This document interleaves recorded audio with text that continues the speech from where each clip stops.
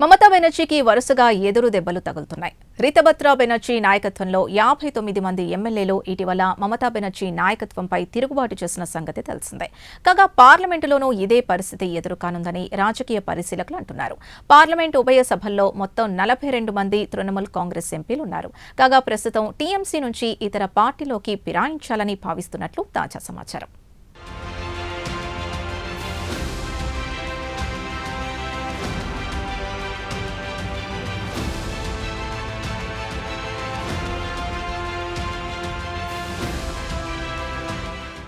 పశ్చిమ బెంగాల్ మాజీ ముఖ్యమంత్రి మమతా బెనర్జీకి వరుసగా ఎదురుదెబ్బలు తగులుతున్నాయి. ఇటీవల బెంగాల్ అసెంబ్లీ ఎన్నికల్లో తృణమూల్ కాంగ్రెస్ ఘోర పరాజయం పాలైన సంగతి తెలిసిందే. కాగా మమతా బెనర్జీకి ఈ ఓటమి తొలి షాక్ కింద లెక్క. కాగా తృణమూల్ కాంగ్రెస్లో ఫిరాయింపులు పెరిగాయి. రితభ్రత బెనర్జీ నాయకత్వంలో 59 మంది ఎమ్మెల్యేలు మమతా బెనర్జీ నాయకత్వంపై తిరుగుబాటు చేశారు. అంతేకాదు తమదే అసలు సిసలు తృణమూల్ కాంగ్రెస్ అంటూ మమతా బెనర్జీకి రితభ్రత బెనర్జీ అలాగే ఆయన అనుచరులు సవాల్ విసిరారు. కాగా మమతా బెనర్జీకి దీనిని రెండో షాక్గా భావించాల్సి ఉంటుంది.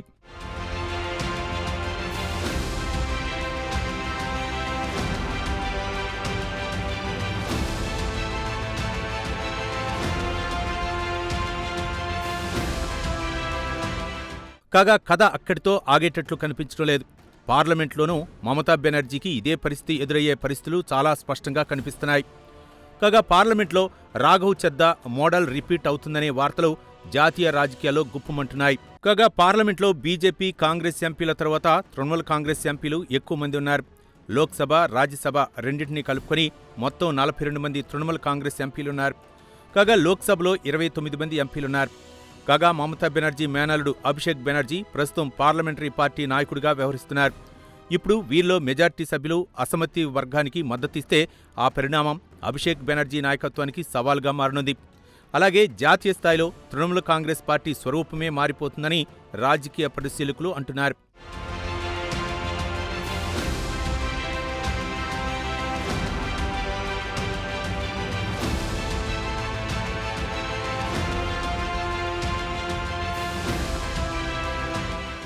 కాగా పార్టీ ఫిరాయింపుల చట్టం ప్రకారం అనర్హత వేటు పడకుండా ప్రత్యేక వర్గంగా గుర్తింపు పొందాలంటే 3/2 మెజార్టీ తప్పనిసరి.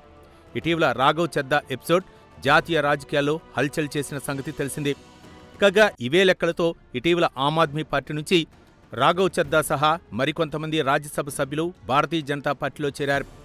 ఇక తృణమూల్ కాంగ్రెస్ విషయానికి వద్దాం. పార్టీ మారినా ఉప ఎన్నికలు జరగకుండా ఉండాలంటే భారీ సంఖ్యలో ఫిరాయింపులు జరగాలి.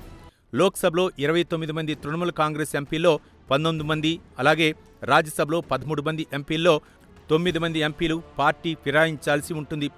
ఇలా జరిగితేనే ఉప ఎన్నికలు రావని రాజ్యాంగ నిపుణులు పేర్కొన్నారు.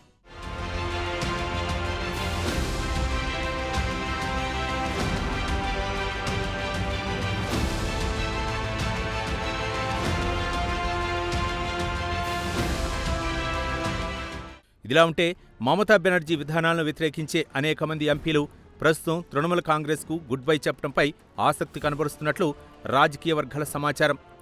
దాదాపుగా 9 మంది లోక్సభ ఎంపీలు అలాగే 3 రాజ్యసభ ఎంపీలు పార్టీ మారటంపై ఆసక్తి చూపుతున్నారట. అంతేకాదు ప్రస్తుతం ఇందుకు సంబంధించి పెద్ద ఎత్తున సంప్రదింపులు జరుగుతున్నట్లు సమాచారం. ఇదిలా ఉంటే తృణమూల్ కాంగ్రెస్కు గుడ్ బై కొట్టాల్సి వస్తే ఏ పార్టీలో చేరాలన్న ప్రశ్న కూడా తెరమీదకు వచ్చింది. కొంతమంది బీజేపీలో చేరాలని ప్రతిపాదిస్తే మరికొంతమంది కాంగ్రెస్లోకి ఎంట్రీ ఇవ్వాలని భావిస్తున్నట్లు సమాచారం. కాగా ఏ పార్టీలోకి జంప్ చేయాలన్న విషయమై తృణమూల్ కాంగ్రెస్ ఎంపీలు త్వరలోనే ఒక నిర్ణయం తీసుకునే అవకాశాలున్నాయి. అయితే ఈ విషయంపై ఇంకా ఎటువంటి స్పష్టత రాలేదు.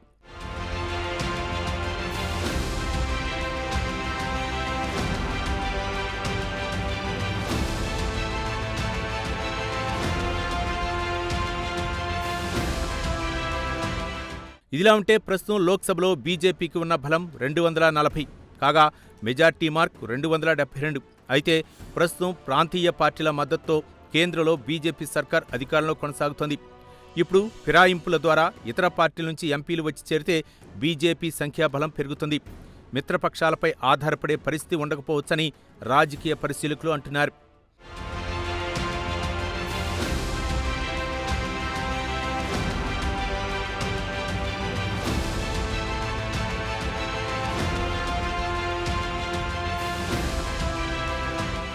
ఇదిలా ఉంటే 2 దశాబ్దాలకు పైగా కాంగ్రెస్ పార్టీలో మమత కొనసాగారు.